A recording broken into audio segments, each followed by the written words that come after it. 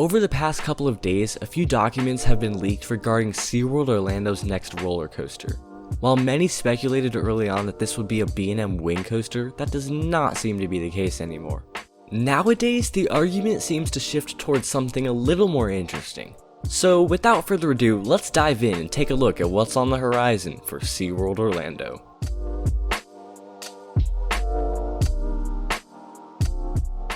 Now, many people take a look at this document and automatically assume a B&M Wing Coaster is coming, something like Gatekeeper at Cedar Point or Wild Eagle at Dollywood. But for this, we actually have to take a look at the bigger picture. When Bolliger and Mabillard ship segments of track to theme parks, the document has a special code. As you can see here, the new roller coaster has the code SF-A. B&M already has certain codes that they use for each of their models already in operation. This could refer to DM for dive machine or WI for wing coaster. The second part of the code is where things get really interesting. B&M literally uses the alphabet to classify their models in order of installation. This refers to Raptor at Gardaland being labeled as WI-A as it was the first B&M Wing Coaster to ever be installed. Another example would be Gatekeeper at Cedar Point as mentioned earlier. Gatekeeper was B&M's 5th ever wing coaster installation, making the code for that one WI-E, as E is the 5th letter of the alphabet. Pretty self-explanatory, don't you think? Well, now let's go back to the rumored SeaWorld coaster SF-A.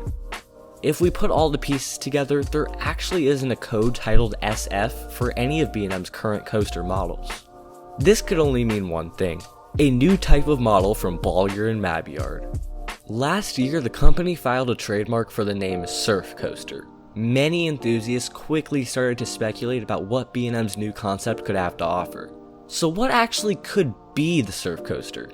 Now, do keep in mind that everything I'm about to say is considered rumors and speculation. Everyone is entitled to their own opinion on what they think this model will actually turn out to be, but me personally, I see a new version of the B&M stand-up coaster.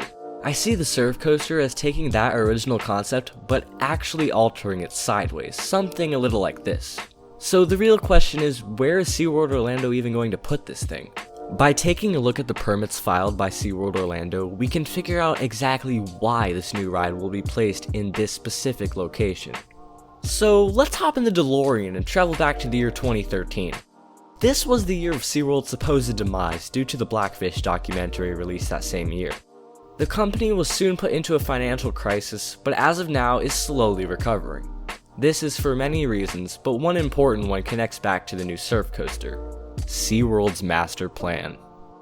The years between 2013 and 2016 were crucial years for the SeaWorld creative team as they were adapting to a new strategy of marketing for their parks in order to bring back attendance.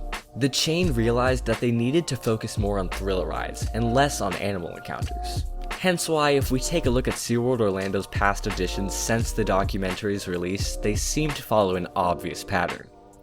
2016 brought the B&M Hypercoaster Mako. 2 years later, another edition located right next to it opened, Infinity Falls, which is the Intamin River Rapids. 5 months later, SeaWorld completely restructured their kids area and themed it to Sesame Street. And now opening this year in 2020 will be the Premier Rides launch coaster, Icebreaker. In case you haven't noticed yet, SeaWorld has been adding new rides and attractions year after year following the exact same path around the park. SeaWorld diversified the park's lineup of attractions by going in a clockwise direction around the central lake. This trend isn't done yet though, as the new location for the surf coaster will yet again be right next to the previous year's edition, Icebreaker. So that basically explains why this new coaster will be placed here. The other big question people have regarding this edition will be the theme. SeaWorld originally gave it a code name dubbed as SWO Penguin, which stands for SeaWorld Orlando Penguin. Now, obviously, this theme could change as it's just beginning to start construction. However, we do have to keep in mind the impacts of COVID-19 and how the pandemic will affect the amusement industry. Before the outbreak, plans were pretty much set in stone for a spring 2021 opening 1 year following the debut of Icebreaker. Nowadays, we don't really know when theme parks will move on with their future plans. For all we know, this ride could get pushed back to 2022 or even 2023. Maybe SeaWorld is planning on a fall 2021 opening. Who knows? I mean, remember, this is all speculation. So there we have it, guys. Those are my thoughts on SeaWorld Orlando's newly rumored surf coaster. What do you guys think the actual ride system for this coaster will be? I would really love to see your ideas in the comments down below, as I love to interact with you guys. Also, I just want to give a special shout out to my good friend Itai from Itai Coaster Fanatic for helping me out with this video. Go subscribe to his channel because he posts some quality content every week. Oh, and make sure to subscribe to this channel too, so you don't miss out on any other rumors or speculation. Thanks for watching, and I'll be sure to see you guys out on the horizon. The theme park horizons.